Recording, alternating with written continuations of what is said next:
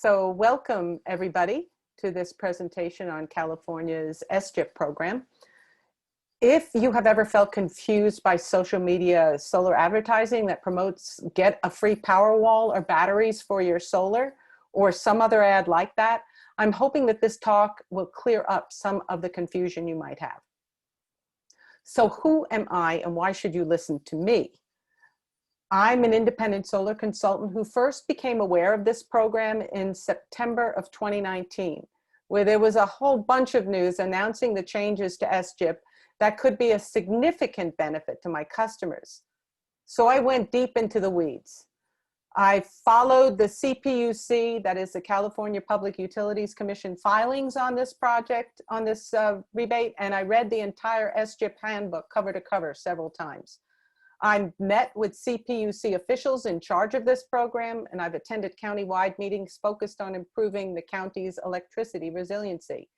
And I've also gotten involved locally with my Board of Supervisors regarding PSPS, that's Public Safety Power Shutoff issues. So I'm here to share some of my self-education with you so you can shortcut your learning curve.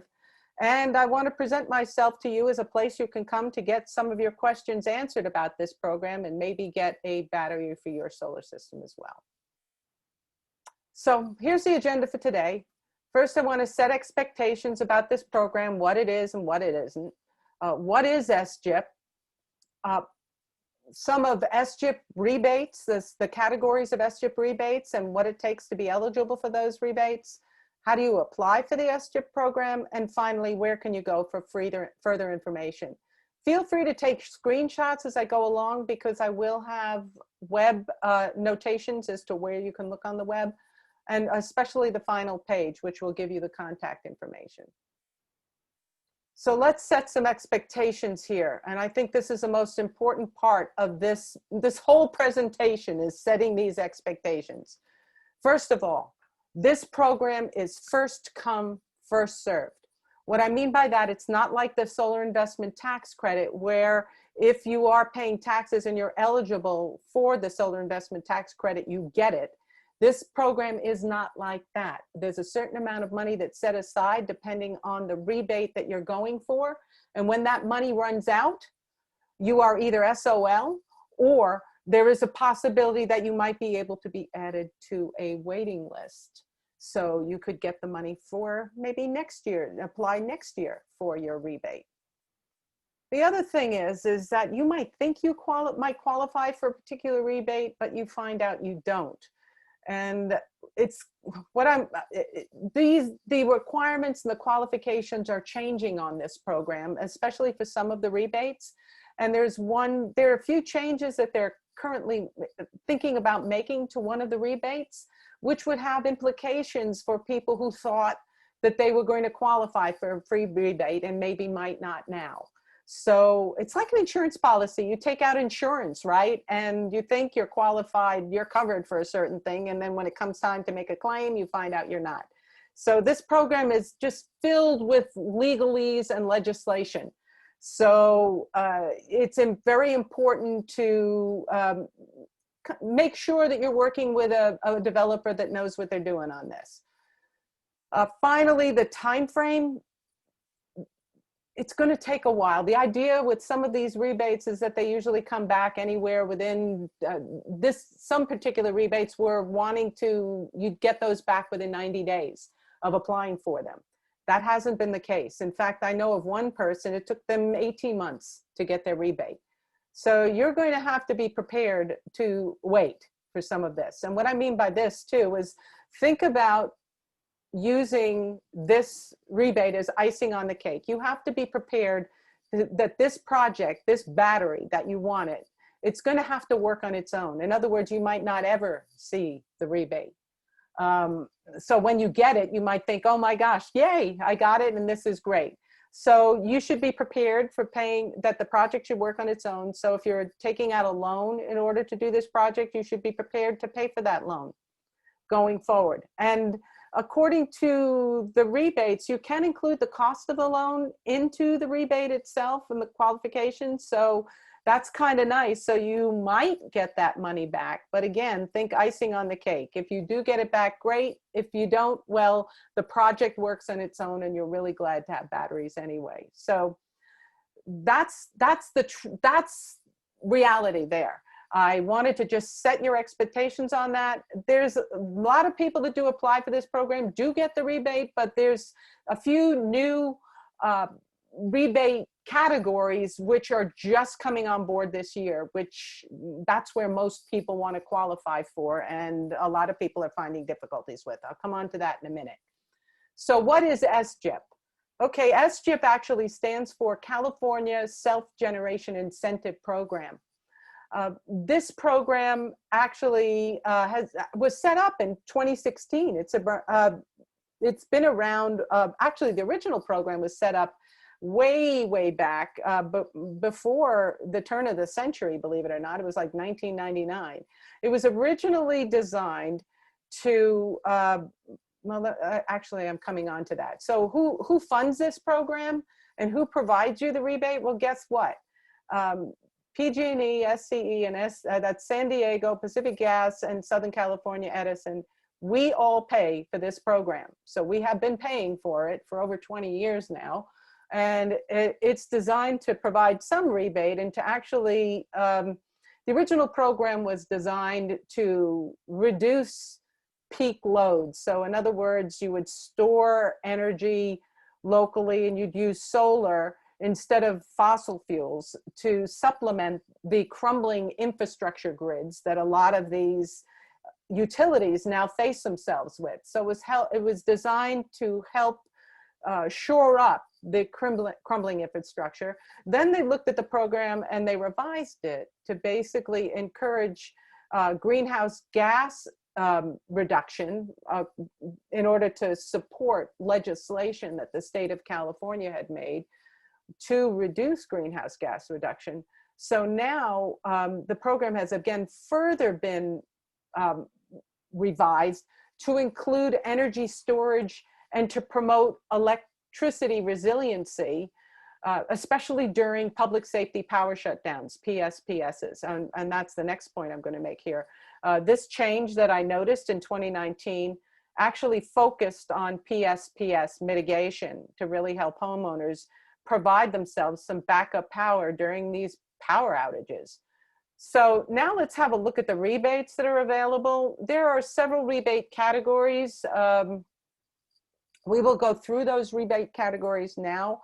There are three main ones. The general rebate category is basically $250 per kilowatt hours of storage, or about, to put that into perspective, about 25% of a battery system's, well, it would help if I showed you this, right? So here we go, or about 25% of a battery system's cost.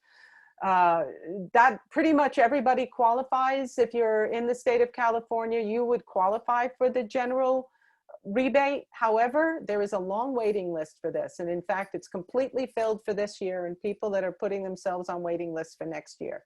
So that's the one which you'll probably qualify for, and at least get that if you're not going to be able to qualify for the higher levels of SGIP rebate. The next program is the equity rebate, and that will provide you with $850 a kilowatt hour, or about 85% of the battery system cost. Oh, and I should mention that the battery system cost means all the costs that are associated with the battery.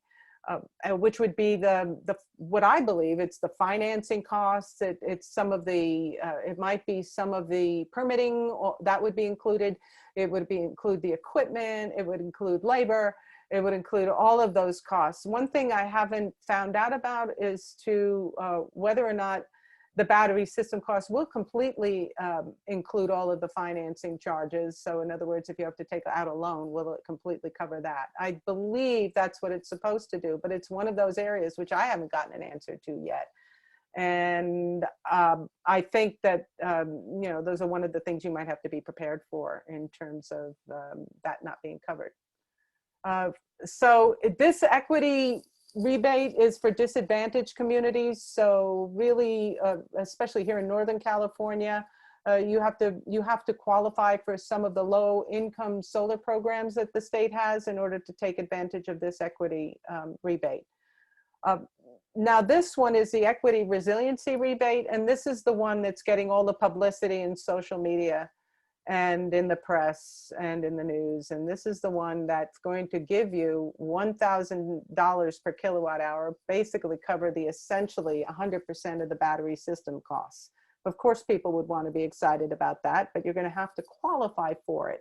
And so what does it take to qualify for the equity resiliency rebate? And I apologize for the complexity of this slide, but you can see at the top there that there is a link that you can go to, which I also include in the further information page. This link has a copy of this slide.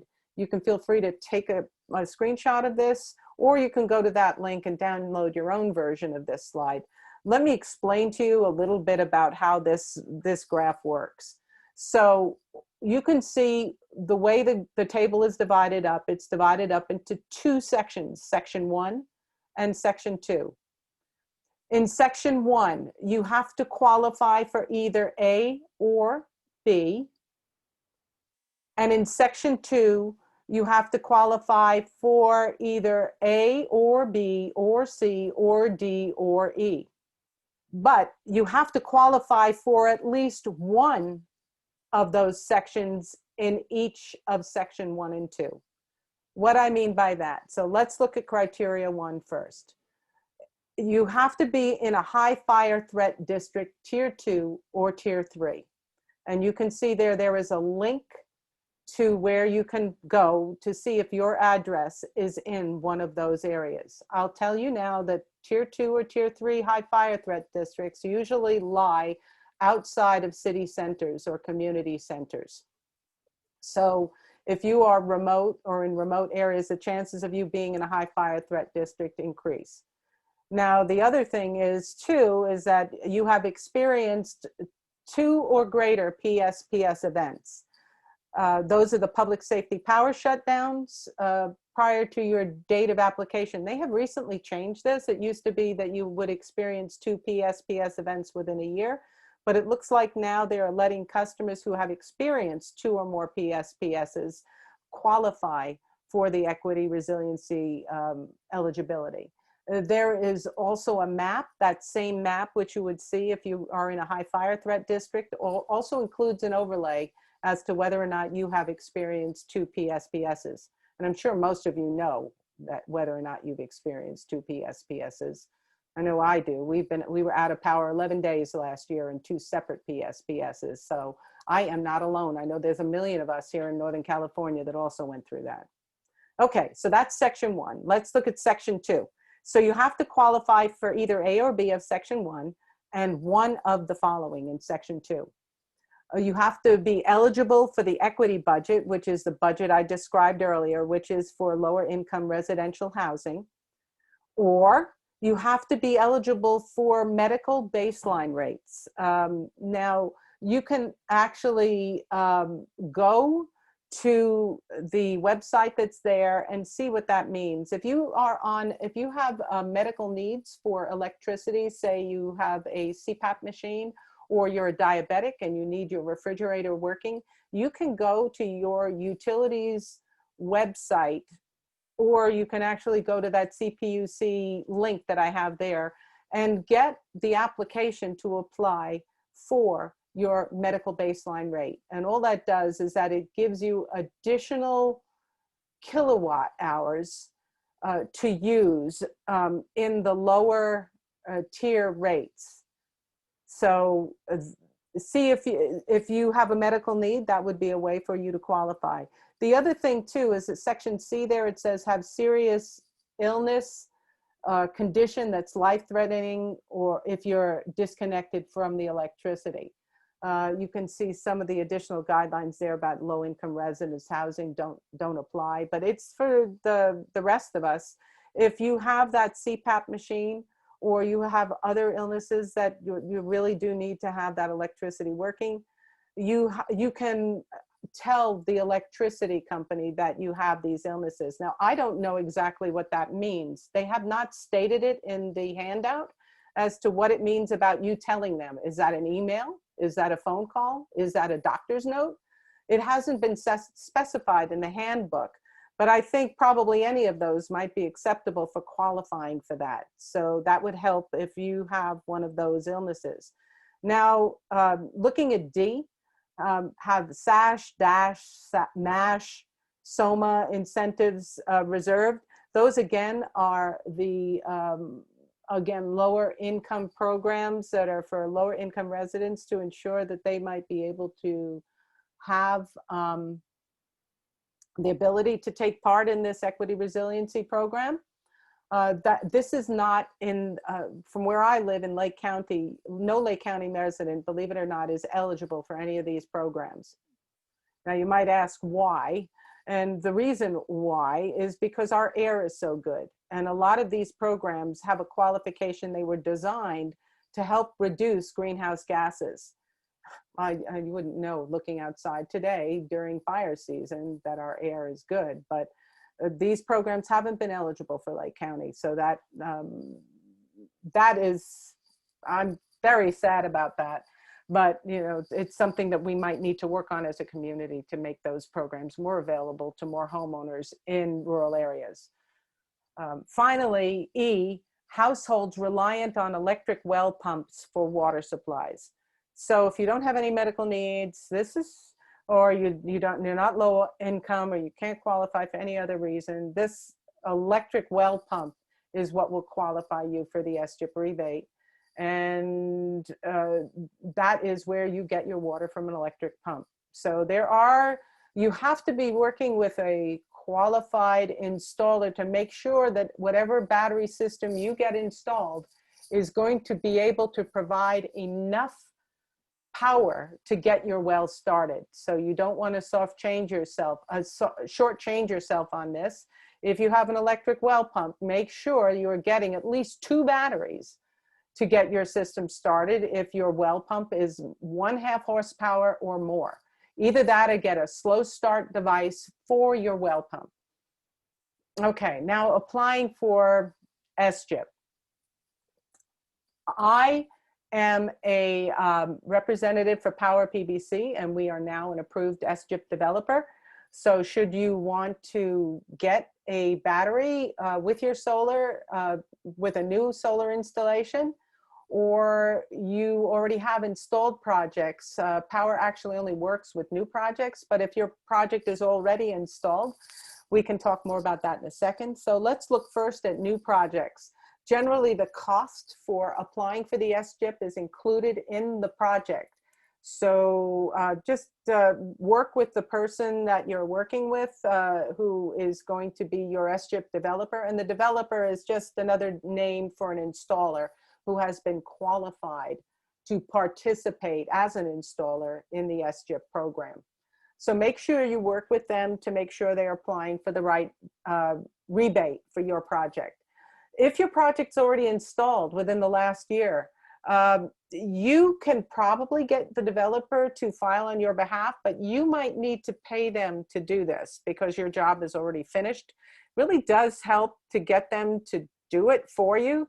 I know it's going to cost somewhere between $250 to $750 to do this, but even the general rebate will basically result in about $2,000 back to you, including this cost. So it's worth it to get some money back and to pay someone to do it, because it can be quite confusing to do this work on your own.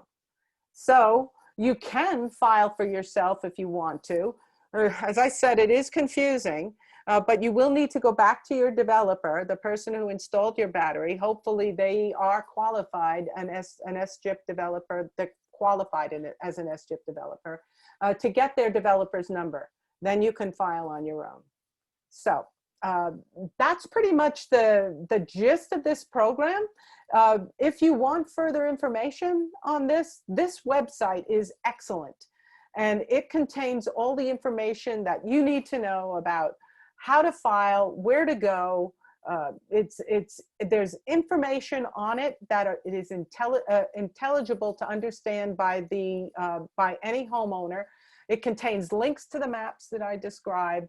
It contains who to contact for the various utilities. So it's the place to go for anything SGIP related. Now, if you decide, as I mentioned earlier, to file this on your own, you're going to need to get familiar with this page. This is selfgenca.com. This is the portal by which you would file your application. It also contains the 2020 handbook, which has all the legalese you would ever need to know or understand about this program. And after you read it a few times, you sometimes end up knowing more than even the people who have been doing this program for a while. So, and it constantly changes. So it's there if you want to geek out on this program. But I would suggest working with a developer that knows what they're doing and would be able to provide for this incentive on your behalf. I can do this for you. I work with Power PBC who can do this. I also have some other relationships with other companies who might be able to get some battery retrofits for existing solar. So you can contact me here at carol@upstartenergy.com or go to my website and just request some time with me. So I hope this has given you some information that you found valuable. And again, if you have any questions, feel free to reach